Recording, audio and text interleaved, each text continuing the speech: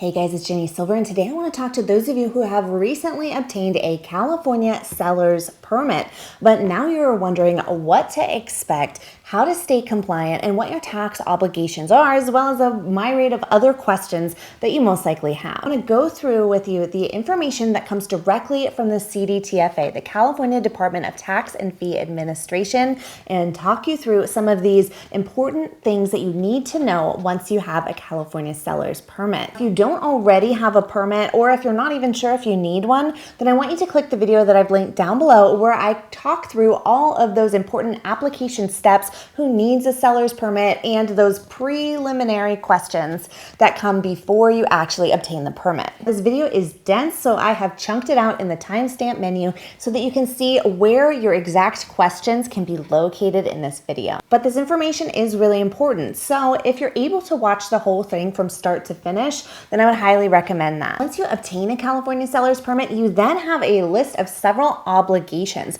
that you must comply with as a holder of a seller's permit.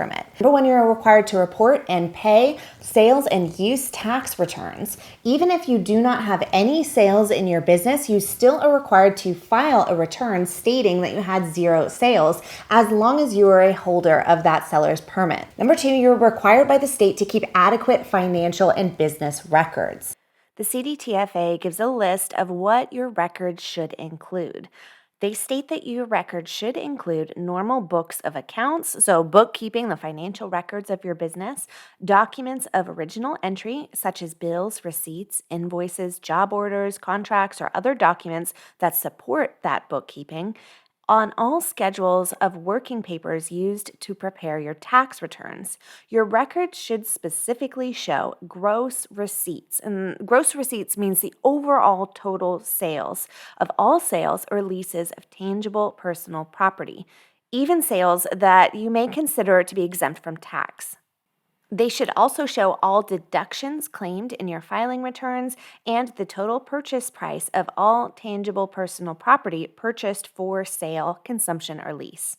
The CFA states that you should keep these records for 4 years, and in some cases even longer, such as if you are being questioned, audited, or in the middle of a dispute.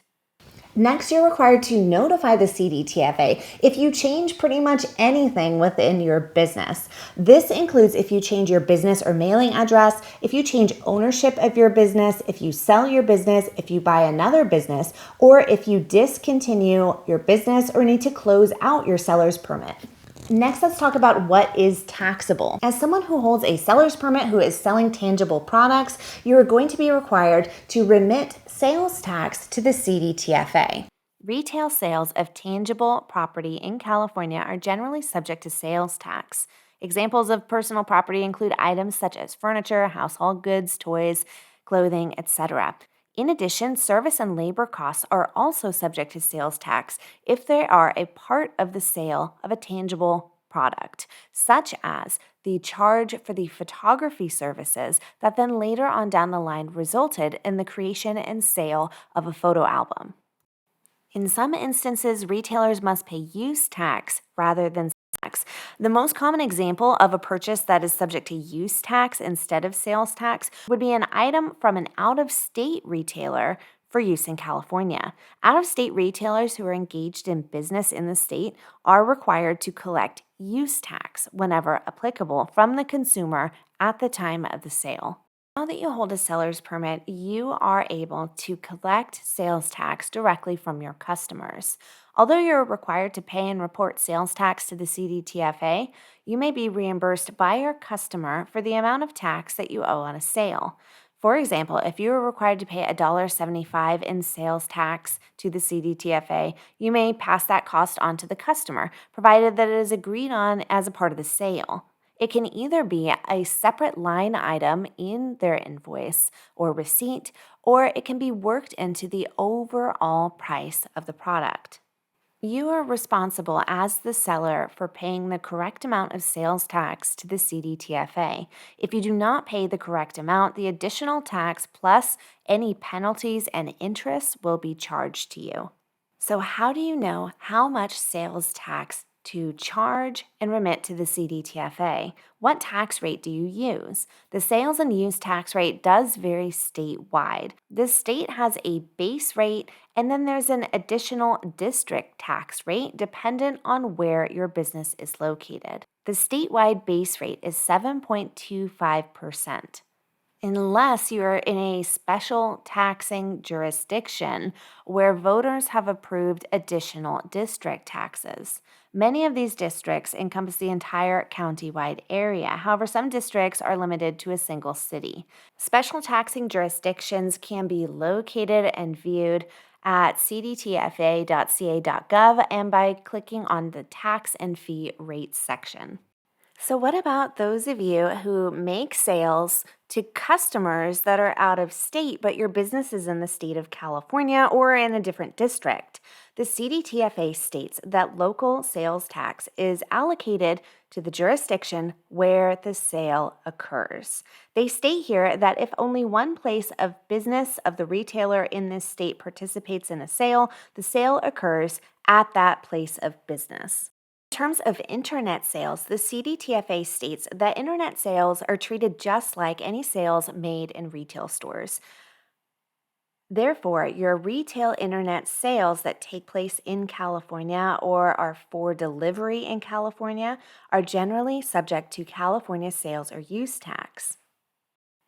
The CDTFA states that the responsibility to collect and remit sales and use tax exists in online sales unless you are participating with a marketplace facilitator. A marketplace facilitator is a third-party marketplace that collects and remits the sales tax on your transactions instead of you.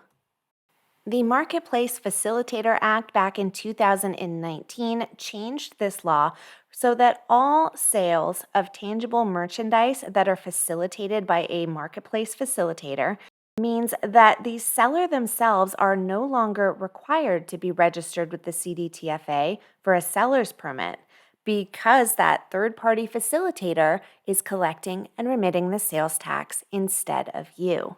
They state that you as a seller are no longer considered the retailer of your sales of tangible merchandise facilitated through a marketplace, as long as that marketplace facilitator is registered and remitting the sales tax themselves to the CDTFA. What about if you make drop shipments on behalf of out-of-state retailers? Are you then liable for sales tax? The CDTFA states that if you make drop shipments to California customers for out-of-state retailers, then you are not liable for tax on your sale to the out-of-state retailer if that retailer holds a valid California seller's permit. Many of you may be charging delivery and handling fees along with your tangible sale. Are those shipping charges and delivery fees, are those taxable as well with the CDTFA? As long as the delivery charges are clearly stated as a separate entry on the invoice or the bill of sale, then those delivery charges are not taxable. However, if you did not separate out those delivery charges as a separate line item and they are not clearly listed, then in that case, they are taxable because there is no way to separate the purchase price from the delivery price. Now, some of you may be making sales, but then collecting the payments for those sales later on down the road. For those of you in this situation, the CDTFA states that you must report a sale for the tax reporting period in which the sale itself occurred, even if you received the payment later on.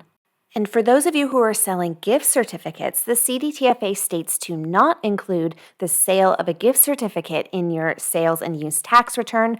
However, you do report the sale that occurs when you accept the gift certificate for a tangible product later on down the line. If you make an error and you collect too much tax from your customers, you're required to do one of two things. Number one, you can return the excess amount that you collected back to the customer, or number two, you can remit that excess tax over to the CDTFA.